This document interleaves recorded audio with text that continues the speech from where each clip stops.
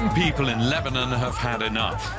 With their campaign called You Stink, they're out nearly every day protesting against political lethargy and corruption.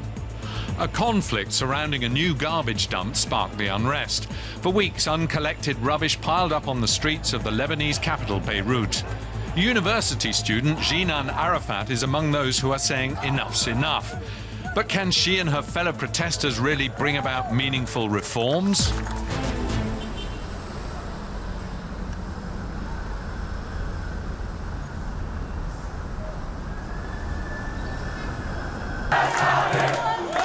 A sit-in at the Environment Ministry.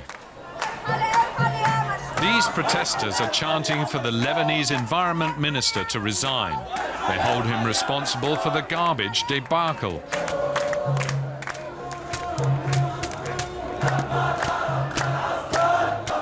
A few of the activists managed to enter the ministry before police seal off the building.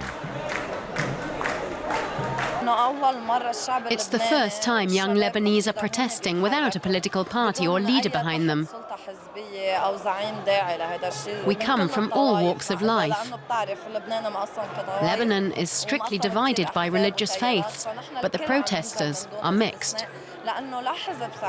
We're all here because we're sick of how things are and feel oppressed.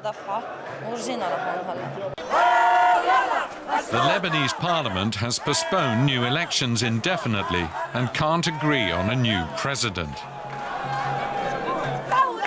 The patience of Arafat and the other protesters has run out. They want something done about Lebanon's problems now. The minister says he has nothing to do with the waste disposal issue and he has no intention of stepping down. He doesn't want to do his job properly, but he still wants to get paid. I've always thought garbage disposal is the responsibility of his ministry. The protest begins peacefully. But the mood turns ugly when activists are forcefully removed from the building. Jinan is furious.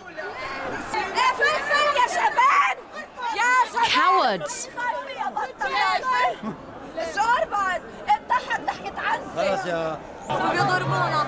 When we protest peacefully, they use violence against us.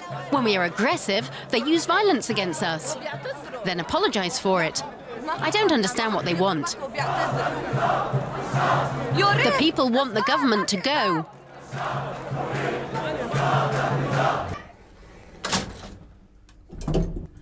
Arafat is 26. She's studying film and television at a Beirut university and lives with her parents.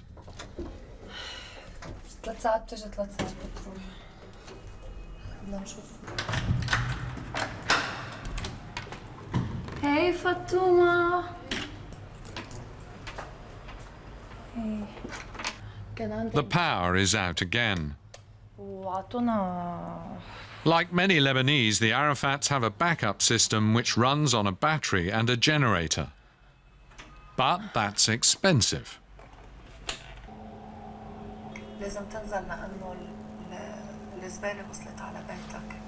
Arafat makes her case in videos. One of them was shared thousands of times.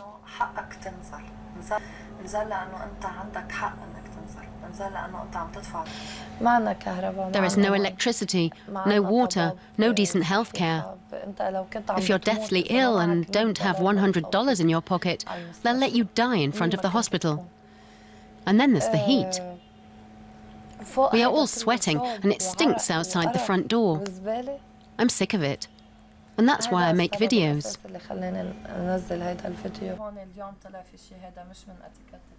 Initially, the activists organized via social media. It was a loose association of very diverse groups with varying demands.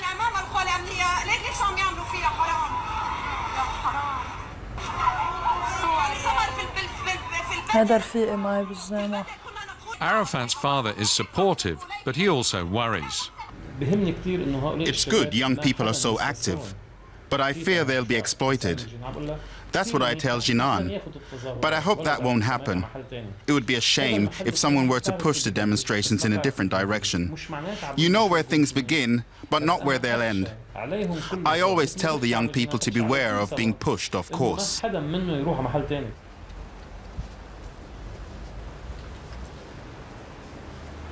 Jinan Arafat is out and about in the city with her camera. She knows all too well that change can be explosive in Lebanon with its various political and religious movements. And war in neighboring Syria and the waves of migrants have exacerbated the situation.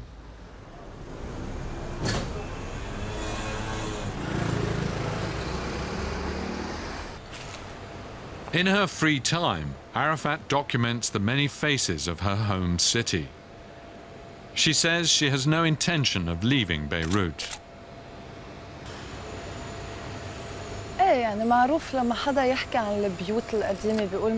This house reflects the situation in our country. It's very beautiful, but it's been forgotten. No one takes care of it.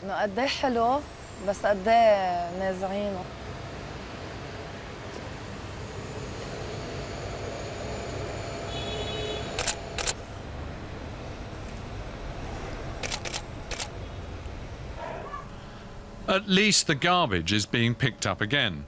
It's being stored on the outskirts of the city, a temporary solution because the politicians haven't agreed on the site for a new dump. For Arafat, that's typical of governmental mismanagement. The garbage crisis put things out into the open, but the problems have been there a long time. They are nothing new. That's why we'll continue to take to the streets.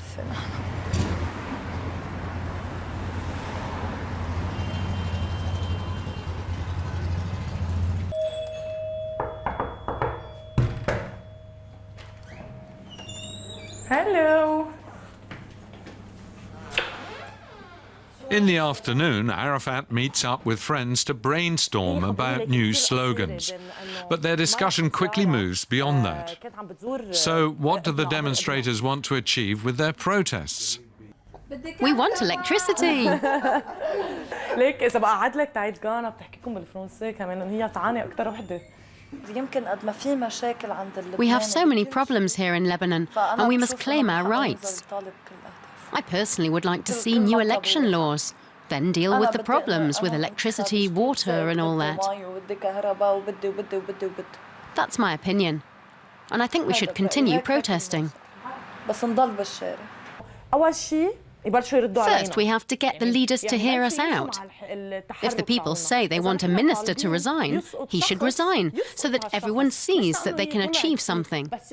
It's the people, the citizens, who have the say. They're the ones who elect politicians. It's high time for new elections.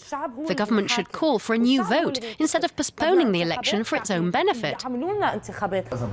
I think if things continue like this, it will end in chaos, like in Egypt. But with more deaths. There will be thousands if this goes on. There is absolutely no coordination between the various NGOs and the people who go to the demonstrations. Figures within the government also warn that Lebanon could fall into chaos. One of them is Labour Minister Sejan Azi from the Christian Kateb party. He takes the protests seriously and says the demonstrators are right about political corruption. Moi, par exemple, je suis ministre du Travail. I'm the Labour Minister, and the Labour Ministry is a corrupt ministry. That's well known. I have not been able to eliminate corruption completely, but I have tried to reduce it by 20 or 30 or 40%, I cannot say. But I'm not able to completely eradicate the problem because there are no funds for monitoring and supervision.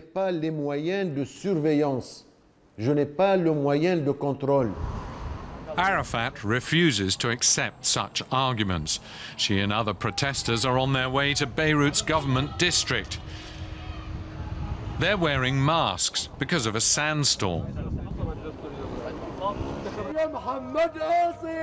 Government and parliamentary representatives are meeting behind this barricade. The demonstrators haven't been invited, and the government district has been largely closed off.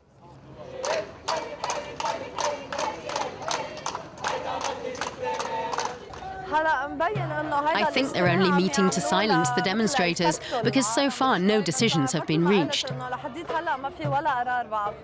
And I also doubt this meeting will yield any results, just like all the other meetings like it in the past 30 years. Slowly, the square fills up. Several thousand protesters are here. They vary in political outlook and religion. For Arafat, that alone is an achievement.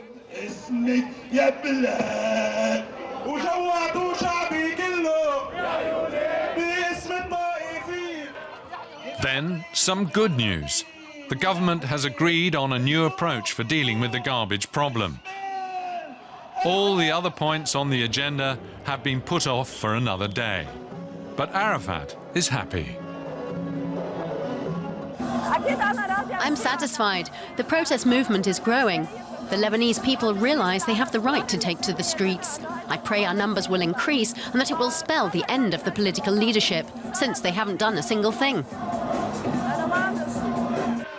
But Jinan Arafat is aware that many Lebanese don't support the protest movement because they fear the destabilizing effects of rapid change.